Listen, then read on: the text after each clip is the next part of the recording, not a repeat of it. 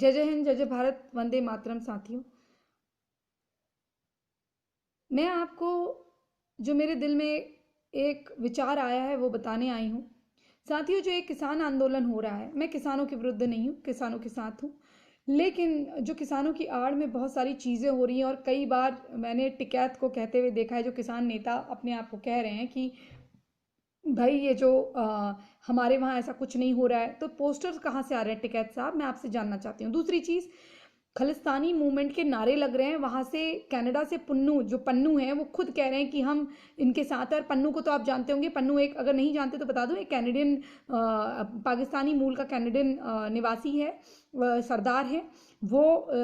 ऐसे सरदार हैं जिनकी दाढ़ी मूछें कुछ भी नहीं है, क्लीन चिट रहते हैं, पगड़ी वो पहनते हैं, और वो चाइना और पाकिस्तान दोनों के उसमें रहते हैं, पक्ष में। और उनकी एक कम्युनिस्ट विचारधारा है और वो भारत के टुकड़े कर इसको लेना चाहते हैं। मैं पन्नू से भी कहना चाहती हूँ कि पहले आप इस्लामाबाद, लाहौर वगैरह का पंजाब ले लीजिए, उधर का पंजाब ले लीजिए पूरा, यहाँ का आपको वैसे ही मिल जाएगा, हमें कोई प्रॉब्लम नहीं है। लेकिन आप हमसे अलग होने के बजाय इसी में रहिए तो ज़्यादा अच्छा रहेगा। और आपको कब से पंजाबियों की चिंता होने लगी? आपने वहाँ जो पगड़ी, जो पहला ट्रैफिक ऑफिसर बना था, उसकी गर्दन काट दी गई थी, उसके विषय में कभी बोला? इस देश में प्रधानमंत्री रहे हैं सरदार, हमने तो कभी सिखों को अलग समझा ही नहीं अपने आप से। लेकिन आप जो एक तोड़ने की सोच रहे हैं, आप अपने आपसे सवाल करिएगा, क्या आप सिख कौम का भला चाहते हैं कि अंदर से आप मुसलमान बन के बैठे हुए हैं और बाहर से सिख होने का नाटक कर रहे हैं? दूसरी चीज़, जो लोग ये सोचते हैं कि हिंदू उनके दुश्मन हैं, वो ज़रा याद कर लें कि आज जिस वो कांग्रेस के तलवे चाट रहे हैं और जिस पाकिस्तान के नारे तकबीर नारे लगा रहे हैं, उस नारे का मतलब क्या है? अल्लाह अकबर, अल्लाह तेरे सिवाय कोई नहीं। तो गुरु गोविंद साहिब को आप मानते ही नहीं होंगे, तो इसीलिए आप अल्लाह अकबर कर रहे हैं। वो सिखों के गुरु जो अपने बच्चों को, अपने अपने छोटे छोटे नवासों को हार चुके थे, मतलब अपने बच्चों को हार चुके थे, अपने बच्चों को दीवारों में चुनवा चुके थे, और जो खुद तेल में तल दिए गए थे, उनकी कुर्बानियों को, उनके बलिदान को याद करिए और थोड़ी शर्म करिए। दूसरी चीज़, मैं आपको एक और बात बड़े ध्यान से आज बताना चाहती हूँ। कांग्रेस आखिर ऐसा षड्यंत्र रच क्यों रही है, और ये लेफ्ट और ये मुस्लिम क्या चाहते हैं? ये चाहते हैं कि एक तो देश में अस्थिरता का माहौल रहे, शाहीन बाग 2 के नाम से ये खालिस्तान मूवमेंट चलता रहे, ठीक है। और जिस दिन इस टिकैत वगैरह को 3-3, 4-4 करोड़ मिल जाएंगे, ये चुपचाप वहां से चले जाएंगे, वो पैसे सरकार इनको दे नहीं रही है। और एक सबसे बड़ा कारण ये है कि 84 में जो सिख मारे गए थे दोस्तों, बस ये चाहते हैं कि उसी तरह की कोई घटना यहां हो जाए। इसमें तो ये आरएसएस या बीजेपी के नाम पर 50-50 खेल सकेंगे कि भैया देखो, अगर कांग्रेस पे तुम आरोप लगाते हो तो तुमने भी तो 50-50 तब मारे थे। आप इनकी चाल समझो, ये वहां तक सोचते हैं जहां तक आप सोचते नहीं हैं। अब एक बात बताइए, क्या ये देश इनका नहीं है? 26 जनवरी आ रही है दोस्तों, 26 जनवरी आ रही है। कोई भी जिम्मेदार नागरिक ये चाहेगा कि उसके देश की बदनामी हो, या उसका उसका उसका देश कलंकित हो सबके सामने, या उसके देश की चुनी हुई सरकार, चाहे वो उसको पसंद करता हो ना करता हो? क्या आरएसएस या बीजेपी वाले अगर चाहते, या उनके समर्थक चाहते, तो वो कांग्रेस के टाइम पे ऐसे तमाशे नहीं कर सकते थे निर्भया के समय पर कि भैया निर्भया हो गया, अब तो हम रोड पे आएंगे और 26 जनवरी हो या 15 अगस्त, तो हम ऐसे तमाशे करेंगे?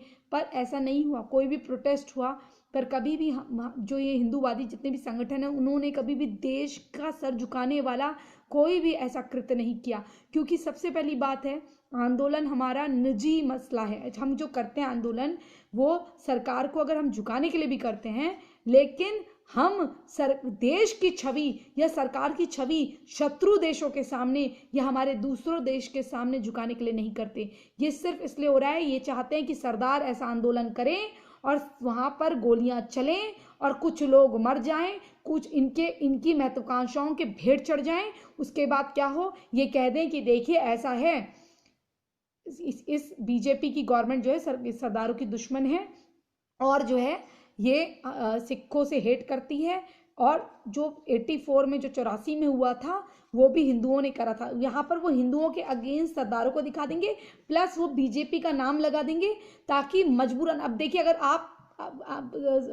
26 जनवरी की परेड में घुसेंगे तो राष्ट्रीय सुरक्षा का जहां मसला होगा, हमारे दूसरे गेस्ट आए होंगे कंट्री से या कोई भी वरिष्ठ वहां गेस्ट बैठे होंगे, अगर इस तरह का कोई भी आदमी वहां चला जाता है, क्या उस पर सुरक्षा बल बंदूक नहीं तानेंगे? या कोई प्रधानमंत्री को छूना चाहता है या वहां से गुजर रहा है, जो प्रोहिबिटेड एरिया है, मना करा गया है, आप वहां पर उसकी सुरक्षा पे अगर खतरा बनेंगे तो आप पे गोली नहीं चलेगी? आतंकवादी के समान अगर आप हरकतें करेंगे तो भाई आप राष्ट्रद्रोह कर रहे हैं, आप देश की छवि खराब कर रहे हैं। तो ये मैं कह रही हूं क्योंकि जो परसों लड़का पकड़ा गया था या कल पकड़ा गया था, उस लड़के ने बताया वो पहाड़ का लड़का है और वो 9वीं फेल है। वो कह रहा है मैं वहां से गुजर रहा था, इन्होंने पकड़ लिया और पैंट उतार के मुझे मारा। अब इस तरह की हरकतें करने में उतरे हुए हैं और उसको बता रहे हैं पीछे से तुम ये बोलो कि 4 लोगों को गोली मारने का इरादा था, कुछ था। अब वो एक रसोइया है, कहीं काम करता है रेस्टोरेंट में, उसको ऐसे फंसा रहेंगे।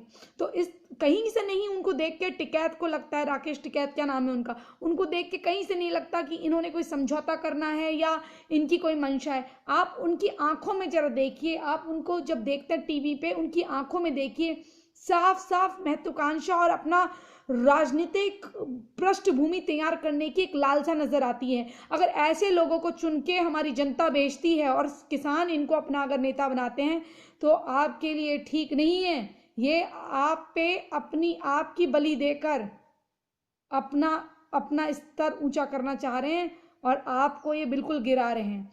और दूसरी चीज, जब सरकार हर जगह से झुक रही है, ये समझौता ही नहीं करना चाहते। और दूसरी बात, मुझे एक चीज समझ में नहीं आ रही है कि अगर मेरा गन्ने का रेट अगर मेरा यहाँ मुझे 50 रुपये मिलता है और यहाँ मुझे 100 रुपये मिलता है, मैं यहाँ बेचूं या यहाँ बेचूं, मेरी मर्जी है। और मेरी मर्जी की मैं आड़ती को दूं या मेरी मर्जी में कॉर्पोरेट को दूं, ये तो हमारे ऊपर है, माने ना माने। ये भी कह दिया कि स्टेट गवर्नमेंट अपने हिसाब से कर ले, तो आप अपने पंजाब में कर लो, आपको जिस जगह पे चाहिए, जो किसान चाहते हैं उनको तो रहने दीजिए।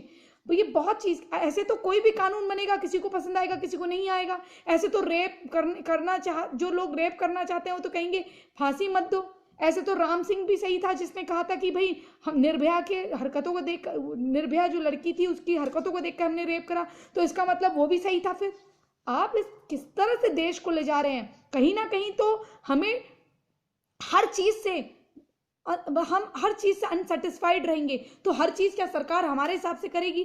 भाई दूरगामी प्रभाव को देख के हुए हमें करना होगा चीजों को, कभी स्ट्रॉन्ग फैसले लेने पड़ते हैं। आप क्या चाहते हैं? आपके देश की जो सरकार है वो कमजोर रहे या आपके देश का सर झुके?